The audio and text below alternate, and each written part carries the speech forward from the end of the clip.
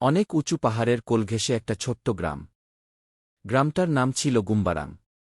সেখানে থাকতেন এক সাদাসিধে পাহাড়ি কৃষক, নাম তার লালু। লালু দিনভর পাহাড়ের ঢালে ছোট্ট একটা ক্ষেত চাষ করত। তার ছিল ধান, ভুট্টা আর কিছু সবজির জমি। পাহাড়ি মাটিতে চাষ করা সহজ ছিল না। কখনো কখনো মেঘে ঢেকে যেত পুরো গ্রাম, আবার কখনো পাথর খসে আসত উপর থেকে। তবুও লালু কখনো হাল ছাড়ত না।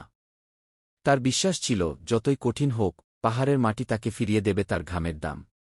প্রতি ভোরে সে বাঁশের ঝুড়ি কাঁধে নিয়ে বের হতো।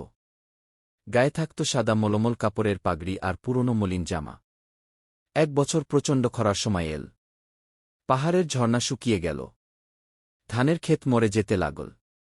গ্রামের সবাই হতাশ। কিন্তু লালু ঠিক করল, সে মাটি খুঁড়ে পাহাড়ের ঢাল বেয়ে একটা ছোট্ট সেচের খাল বানাবে। প্রায় 1 মাস ধরে লালু একাই পাহাড় কাটল, পাথর সরাল। কেউ সাহায্য করেনি। গ্রামের মানুষ হাসাহাসি করত, বলত, পাহাড় কি তোর কথা শুনবে রে লালু? কিন্তু লালু দমেনি। একদিন হঠাৎ এক রাতে দূরে বৃষ্টি নামল। সেই খালে পানি বয়ে এল, ভিজে গেল তার ক্ষেত। ধীরে ধীরে ফসল বেড়ে উঠল। আর শুধু তার নয়, সেই খালের পানি দিয়ে পুরো গ্রাম উপকৃত হল।